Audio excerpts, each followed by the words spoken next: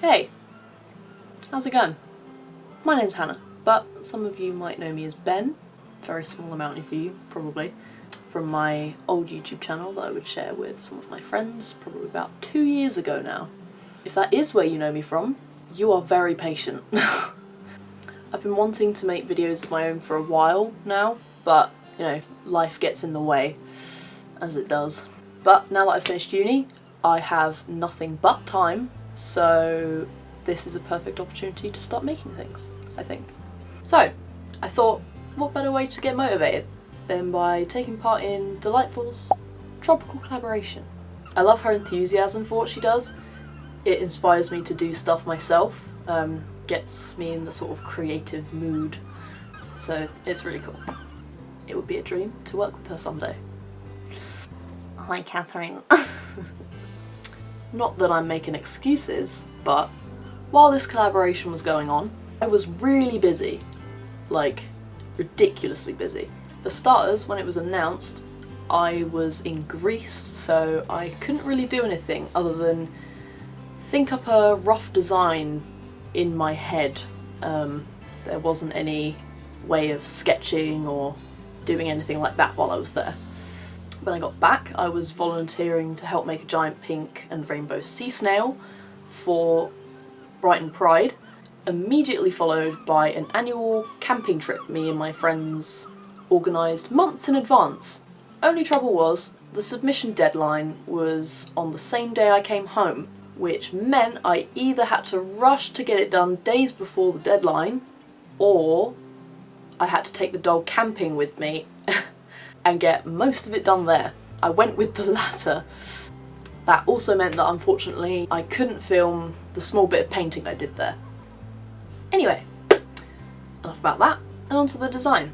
So, this is what I came up with. The first thing I thought is that I wanted her to have a sea anemone for hair, with clownfish swimming through it. The rest of the design kind of followed on from that idea, so with that, let's get into it. So here we are, starting off with the tiniest pair of scissors I could find. I found that this whole process of taking the hair off to be quite long. I don't know if that's because I just had a really bad method of doing it, but you know, I got there eventually. Just sort of taking random chunks of hair at this point and just trimming them off. I found it easier to go along the rooted lines of hair.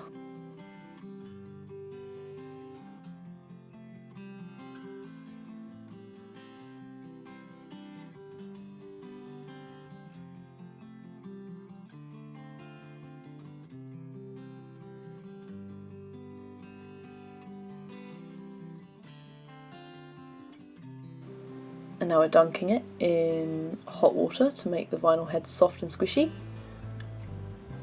Just leave it in there for a few seconds.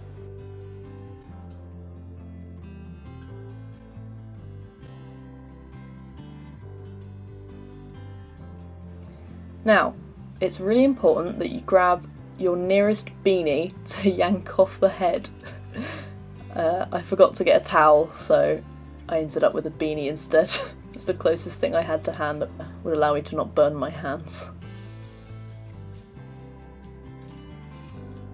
Now we're scalpeling open the head so I could get to the plugs easier to pull them out.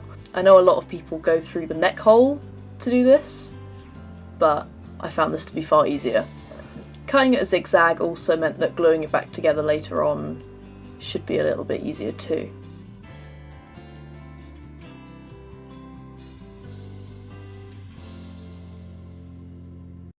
So here we are, nice and clean. Look at all this disgusting mess. Use some tweezers and some pliers for that. And now we've got some acetone or nail polish remover to take off the face. It's a little bit difficult to get into the lip crease, I found, so I ended up trying to use various tools to get in there. But I found the easiest way was actually to just kind of squish the head from the sides. It kind of pops out the crease a little bit so you can get in there a bit easier, as you'll see.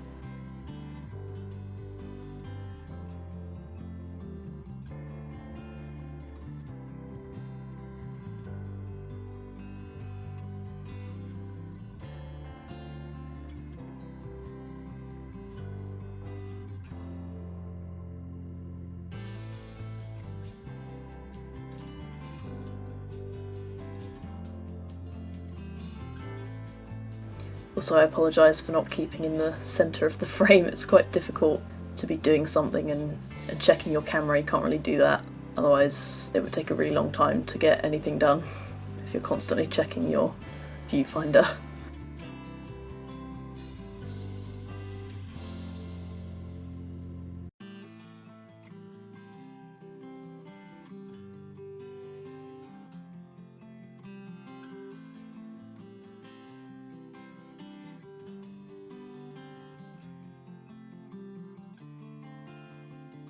Cutting areas off here, a little bit barbaric, but you know, it's got to be done.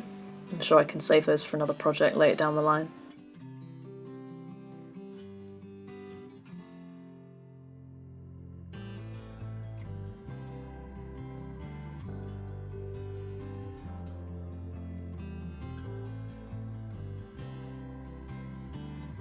Now I'm just going to super glue back up the head. The reason I cut it in a zigzag was to help realign the head. I think I saw that on a video that somebody else had made. Thought it was quite a good idea.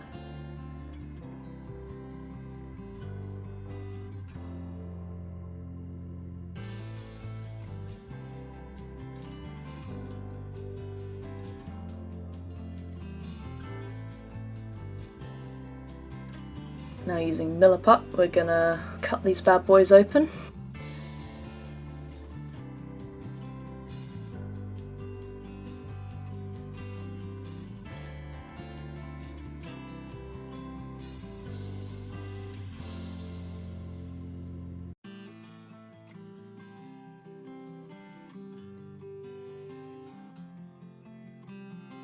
And we're going to mix together equal parts until both are well combined.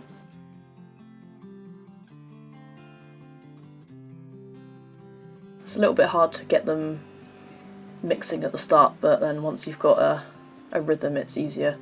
I found it to be the easiest, kind of smushing it between the flat bit of your palm, sort of near the bottom. I'm sure there's a name for that, but anyway. Just sort of smushing it in and rolling it around, making a mess of your hands. That's really important. Just kidding. Obviously you can wear gloves. Yeah, I didn't really think about that.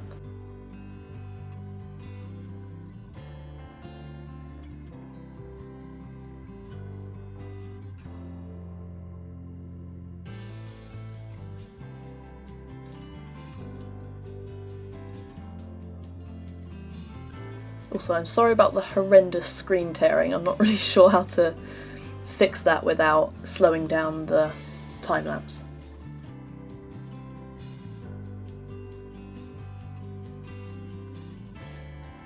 Right, so now it's all combined. We're going to mush it onto the head to get a nice base for the sea anemone. Decided it needed to be a little bit flatter on top.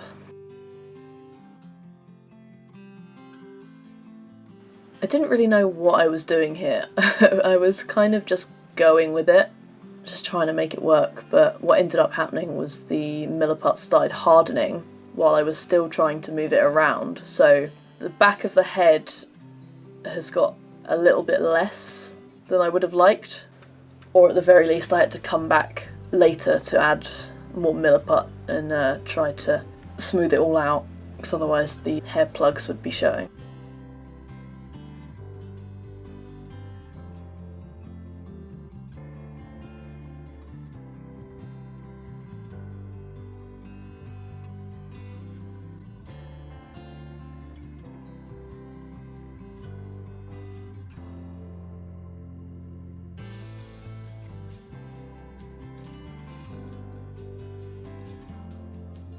I found smoothing the Milliput out with water was very helpful. Although, don't do what I did and get it all over the face, because it's a nightmare to clean up later if you let it dry. Which I did actually do the second pass I did. It was a nightmare.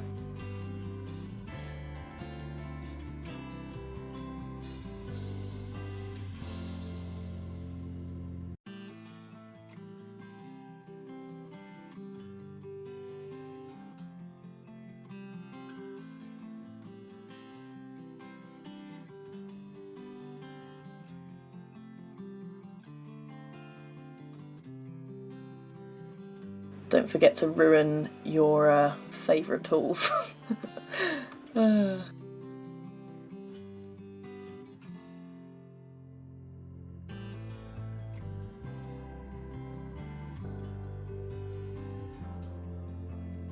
trying to help myself smooth everything out with a ball tool. It's kind of not really working, but I'm trying my best. And now before this first pass has dried, I'm gonna take my damp glove, I'm gonna brush it over with a little bit of water to try and clean it up.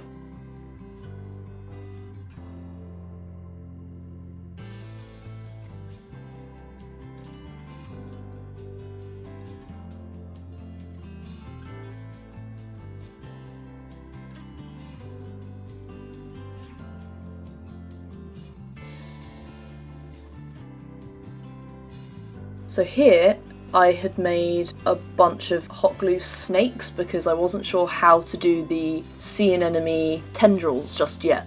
So I made a bunch of these and realised they weren't that great, so that was a waste. I messed around with trying to give them a bit more dimension with a bit of wire. I found that comparing the two, one without and one with, the one without was pretty one-dimensional and was flat in one plane, so. Right here, so I've got a spare doll lying around that I decided I would start adding my shelf coral, I believe it's called. I like the idea that it would kind of look a little bit like jewellery. I wanted to make it gold, so she would be like some sort of royal sea creature goddess thing. So this is my process of sculpting all these. And the reason I decided to do this on a spare doll and not the actual one was because I thought when it came to painting it would be a lot more difficult to paint on the real thing. It would be a lot more messy and I couldn't sort of control that very easily.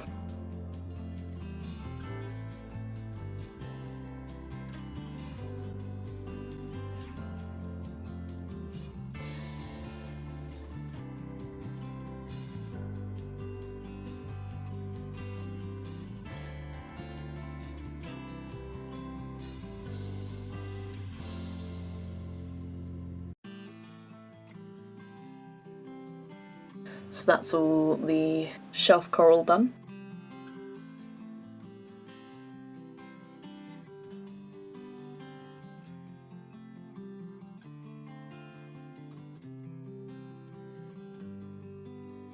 So now it's time for me to crack out my airbrush. This was actually the first time I had used it, so I didn't really know what I was doing. I've used an airbrush before at uni, quite a bit, but this was a whole new compressor that I wasn't used to, so I had to check it worked and everything. And then I was just applying the colour in layers, so I started off with the lightest colour and then went darker going down the limbs. I wanted to give the effect that her limbs were almost like the layers of the ocean. You know how like at the top the light can penetrate through and then as you go down it gets darker. That's what I was going for there.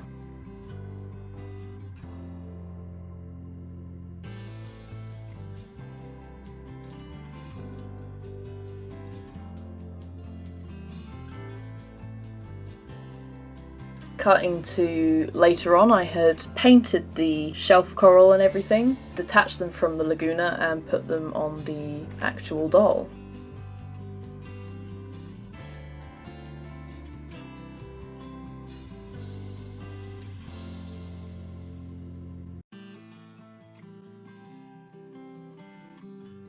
Now I wanted to give a little bit of something on the limbs there, so I'm adding little bubbles and stuff.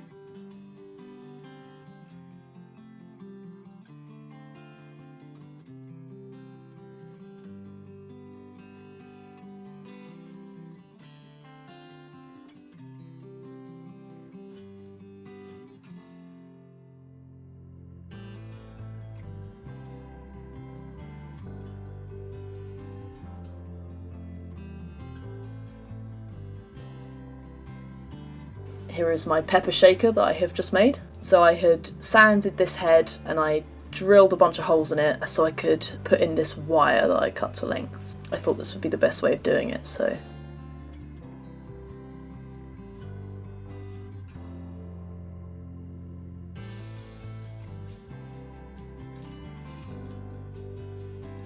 So here I'm just bit by bit coating the wire in Milliput again. I'm sort of working it on there.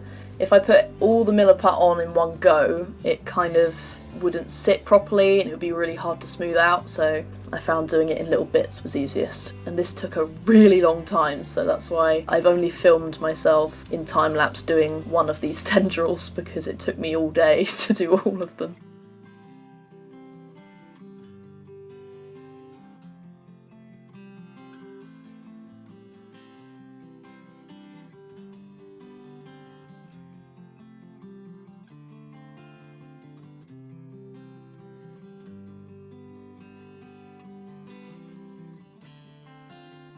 Oh, and you'll see in a little bit, I decided to remove the ears because they just sort of didn't really fit with everything and it ended up being a little bit too much. It looks a lot better without.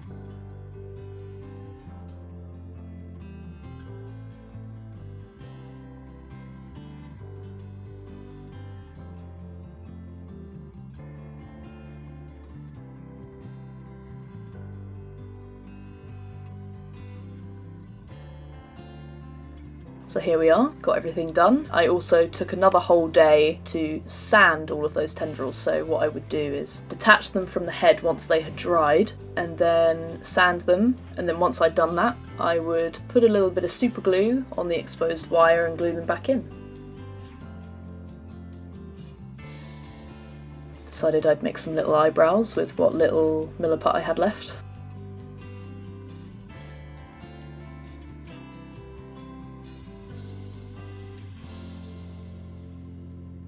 So here is where I have come back from camping. So this was on the day of submission. So I only had a couple of hours left at this point to get it done, and I was so desperate. I was like, I have to get this done. Unfortunately, during transit and while in the field, she sustained some damage to her limbs. The paint had come off, unfortunately, but that's okay. We can always touch that up later.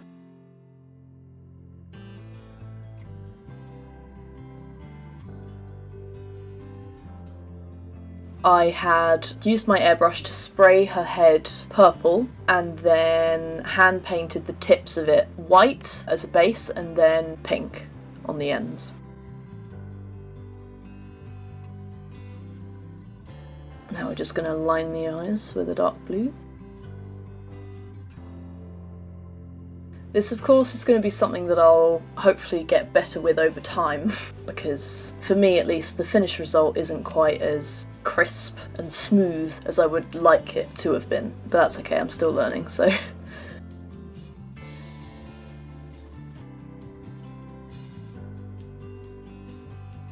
Forgot to mention, don't forget to add a new layer of sealant. I use Mr. Super Clear between layers so you can build up the colour.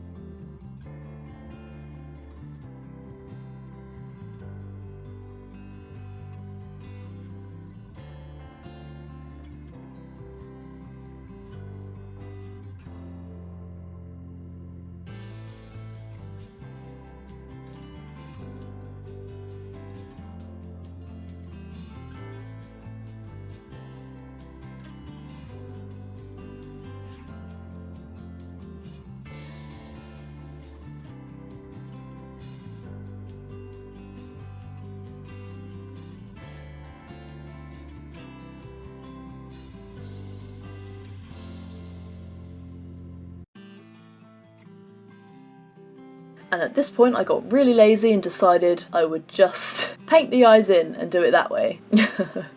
So that's probably why it ends up looking a lot clunkier than I would like, because being lazy doesn't really get you anywhere. So lesson learned?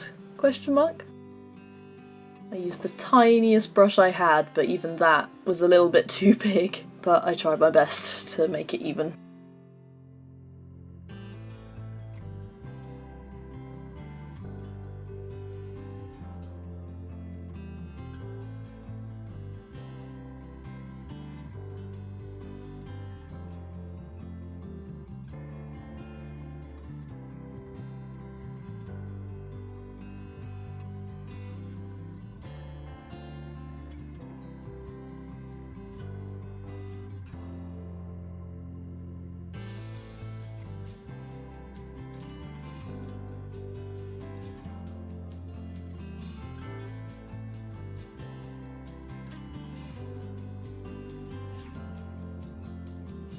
At this point I had added the little dots to her face and I was trying to add pastels to her lips, but it wasn't really working out even though I had used a couple of layers of sealant. So I went in with a pencil, taking it off the pencil with a brush and a bit of water, which I think worked quite well. Obviously it's a lot thinner than paint, so it's a lot easier to move around and control.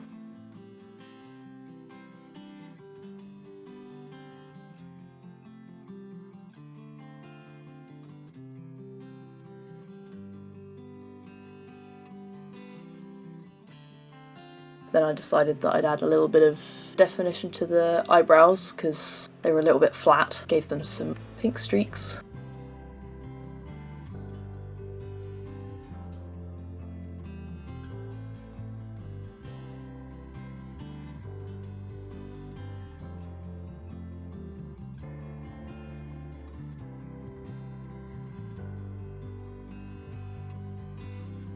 And then I tried to use the pink as a highlighter on the brow bone. I'm not sure how well it worked in hindsight, but yeah, I tried. I thought white would look a little bit too severe, so.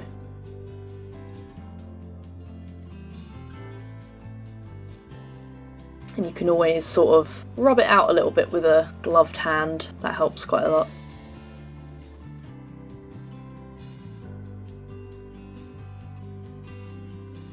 Here I added some pink pastels to the cheeks so the skin colour wasn't so flat.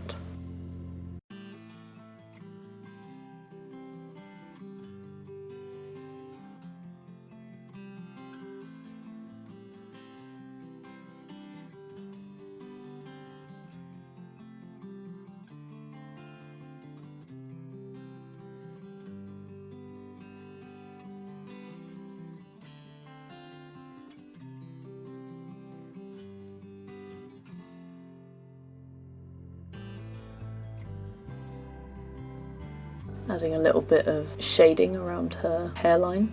I'm a little bit disappointed that the hairline is so visible. It wasn't at the beginning while I was sculpting, but clearly where I'd been handling it so much, they'd kind of separated. Here I'm just adding a little bit of a highlight to the lips.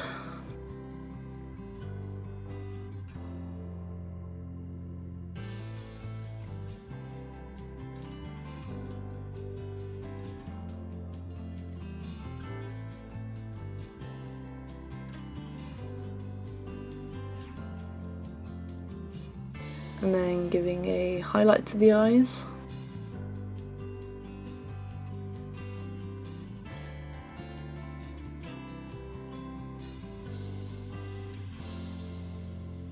Now here I was cutting out a bunch of coral for the dress that I had designed, but it was such a pain to cut out with these little scissors. I tried my best, but I wasn't the most happy with the result, but I couldn't really think of another way to do it, to be honest.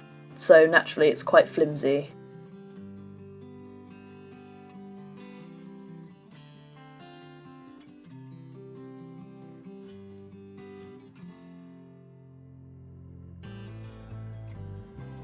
And then I was super gluing these on. Honestly, if you guys have any suggestions on how I could have done this better, please tell me. That would really help me. Granted, I literally had to do all of this on this day in the space of probably about 3 hours, so it was a challenge. And I was really tired from camping, like I just got home and all I wanted to do was sleep, but I couldn't. I had this to do and I was determined to get it done.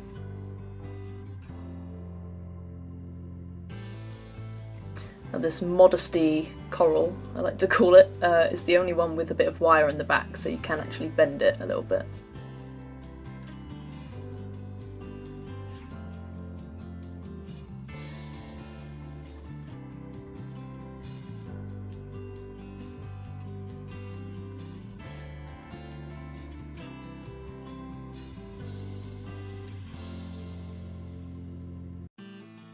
Tried to give them a little bit more definition by folding them up accordion style. Don't really know if that worked very well, but I tried. They kind of look a bit like paint splats, if you know what I mean.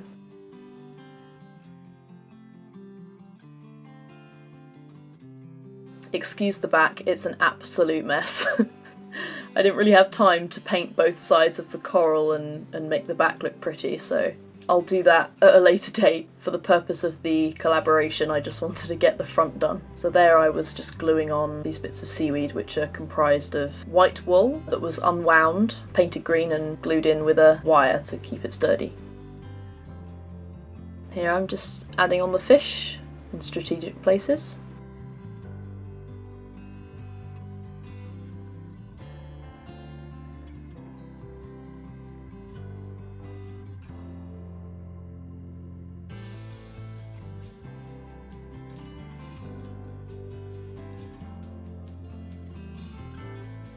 And that's where we're at. And she's done.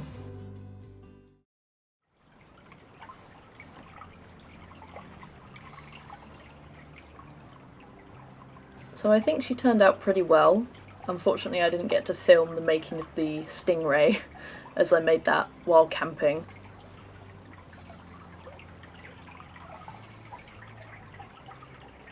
But yeah, I think she turned out okay.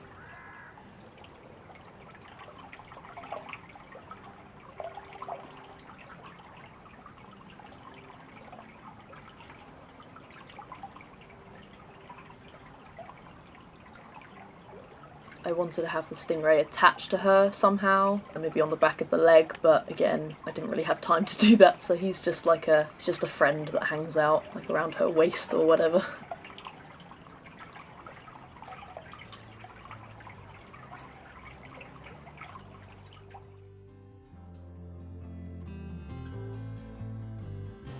If you guys have got any suggestions for things I should make, I would absolutely love to hear them. I'm still new to this, so hopefully I'll get better with time and practice. So thanks for watching, and hopefully I'll see you guys real soon.